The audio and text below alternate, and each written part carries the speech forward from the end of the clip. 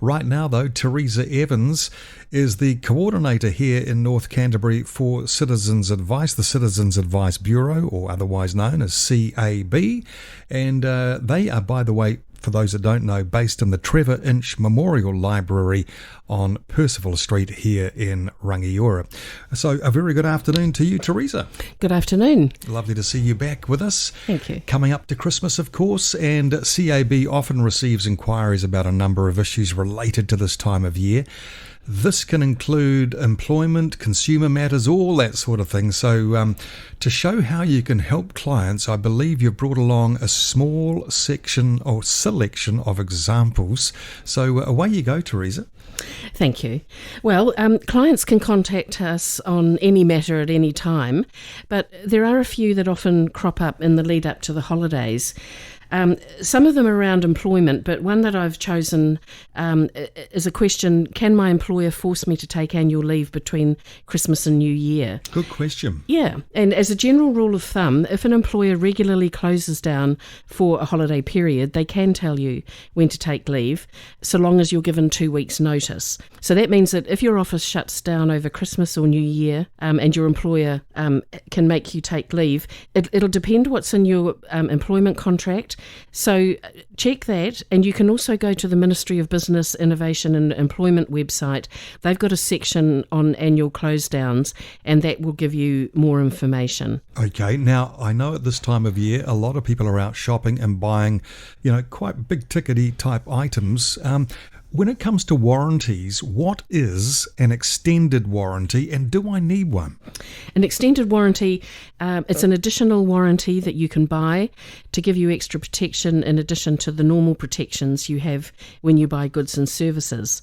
If your goods or services are covered by the Consumer Guarantees Act, then those goods are covered by some core protections, including that goods have to be of acceptable quality, last for a reasonable time, and be fit for their particular purpose.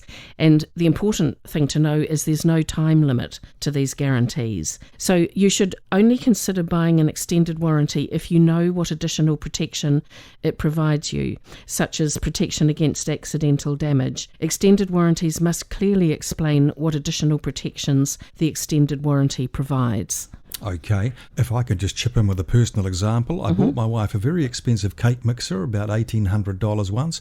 Warranty was for 2 years, and after 2.5 years, it completely broke down. I took it back to where I bought it from, and they said no problem. A machine like that, you would expect it to last longer than that, and they replaced it, even though it was outside the official warranty period. That's correct. So the warrant itself, it has a time limit on it, but you need to look at, as you did, the time that something to last. An object should last. Yep. So whether it's a television or a cake mixer, there is actually on the consumer website. This is not consumer protection, but consumer organisation. If you're a member, you have access to a list of goods, if you like, and that gives you a list of how long that particular item should last. So that will give you some good background information. Good to know that, Theresa. Yeah. Okay, let's say my laptop broke down. I want to return it, but the retailer says we're just going to fix it. And I'm thinking, well, hang on, I want another one. What are my rights there? Right. So assuming that you don't break it due to gross negligence, leaving it on a sofa and maybe absent-mindedly sitting on it, and there's an important word there, and you are covered by the Consumer Guarantees Act, then you are entitled to a remedy. In general, you have the right to reject goods and demand a refund if the problem with those goods is major. If the problem's minor, then the retailer can decide whether to fix it, replace it, or refund your money. So under the CGA, which is the Consumer Guarantees Act, the problem with your gift is serious if a reasonable consumer wouldn't have bought it if they'd known it would break so easily, or it's significantly different to what was described to you, or it's not fit for purpose and can't easily be made fit for purpose, or it's unsafe. If this describes your situation, then you need to return the item to the retailer and tell them in writing that you reject it. In writing. In writing. Okay. Yeah. And so therefore, what should I include in my letter? How do I write a letter of complaint, Theresa? Okay. If you're not able to resolve the issue by talking to the other party, then putting the complaint in writing can help by adding weight to the complaint. Even if it doesn't change their minds, it's a useful summary of the facts if you want to take your complaint further. And sometimes a formal letter is required for the next stage in the complaints process, as I've just described. Yep. So on our website, which is www.C.A.B.org.nz, you'll find some tips for writing a letter of complaint. They can be on paper or an email, and you can come in and we can help you if you aren't confident about writing it yourself. And the consumer website, or consumer protection website, which is the government website, also has a number of useful letter templates to help you develop your own letter.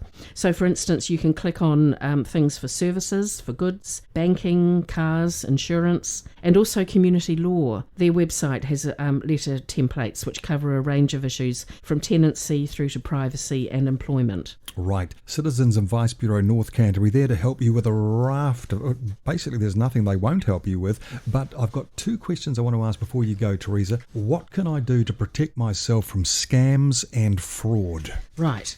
Well, this time of year, obviously...